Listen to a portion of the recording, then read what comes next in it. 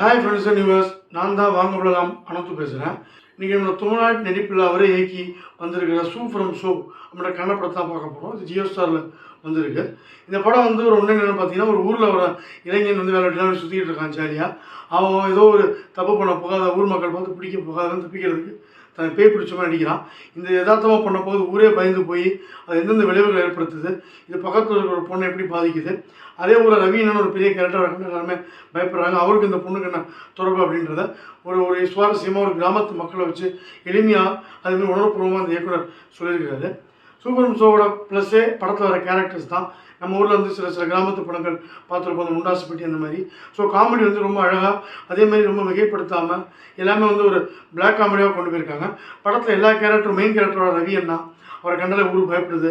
அதுக்கேற்ற காரணம் ஒரு பேச்சுலர் இருக்கார். ஆள் பார்க்க ரித்தீஷோட அண்ணன் மாதிரி இருந்தாலும் அவருக்காக பயப்படுறதுக்கான சூழ்நிலையை ஏற்படுத்தியிருக்கிறாங்க. அதேமாதிரி ஜேபி துமநாயட் ஒரு பொண்ணை பார்த்து சைடு அடிக்கிறாரு. அந்த பொண்ணை போய் பார்க்கலாம், போய் பிரச்சனை மாட்டுறதுக்கு, அதெல்லாம் தப்பிக்கிறதுக்கு பேயா மாறுறது. பக்கத்து ஊரில் இருந்து ஒரு குடியார ஒரு பொண்ணை போட்டு குணப்படுத்துறதுன்னு எல்லாத்தையும் அழகான முடிச்சுகள் போட்டு ரொம்ப இயற்கையாக சொல்லியிருக்காங்க. படத்தில் நிறையா கேரக்டர்ஸு. பாவான ஒரு கேரக்டர் வராரு.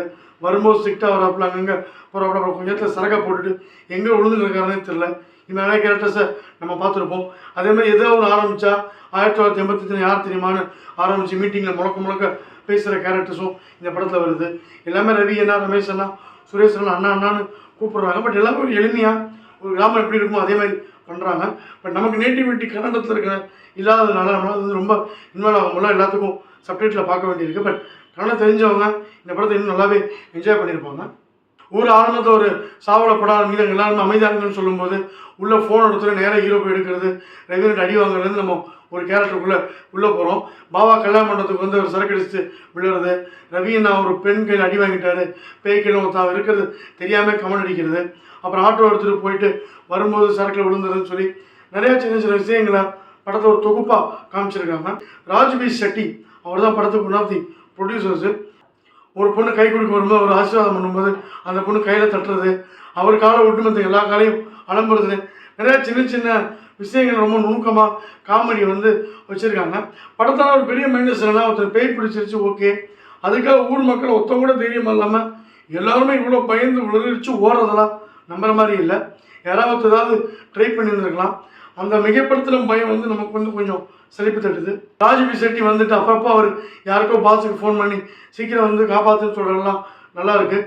ஊரில் இருக்க எல்லா மனிதர்கள் ரொம்ப இயற்கையாக எளிமையாக இருக்கிறதுனால படத்தை வந்து நம்ம ரொம்ப இன்வால்வாகி பார்க்க முடியுது. பக்கத்தில் ஒரு பொண்ணுக்கு என்ன ப்ராப்ளம், அவங்க அம்மா தான் இங்கே பேய் பிடிச்சாங்கன்னு சொல்கிறது கொஞ்சம் கதை சுவாரஸ்யமாக போகுது. பட் அதுக்கப்புறம் திரும்ப ஒரே விஷயம் சுற்றி வருது, நம்ம கொஞ்சம் போர் அடிக்காமல் இல்லை.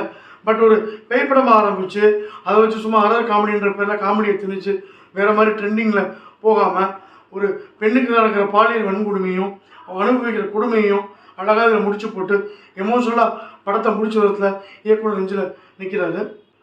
வழக்கமான பேய் படமாக இல்லை வந்து நார்மலான ஒரு பிளாக் ஹியூமர் காமெடியாக ஆரம்பித்து அதுக்கப்புறம் போக எமோஷனல் டச் கொடுத்து நம்மளை அந்த விதத்தில் கொண்டு போகணுன்னு இந்த படத்தை லைக்கலாம். படம் வந்து சொன்ன அளவுக்கு பெரிய ஓவர் ரேட்டடாக ரொம்ப எதிர்பார்ப்படலாம் பார்க்காதீங்க. உங்களுக்கு நார்மலாக விழுந்து சிரிக்கணும், காஞ்சனா டைப் ஆஃப் படம் பிடிச்சா நிச்சயமாக இந்த படம் வந்து பிடிக்காது. மற்றபடி ஒரு பிளாக் காமெடியும் சேர்த்து ஒரு மெசேஜ், ஒரு நல்ல விஷயம், எளிமையான ஊரை போய் பார்க்கணும், அந்த ஊரில் தங்கின மாதிரி ஒரு ஃபீலை இந்த படம் கொடுக்கறதுனால வாங்க படம் punchline show from show solid and sweet 3 star rating கொடுக்கலாம். இந்த ரிவ்யூ பிடிச்சிருந்தா லைக் பண்ணுங்கள், ஷேர் பண்ணுங்கள்.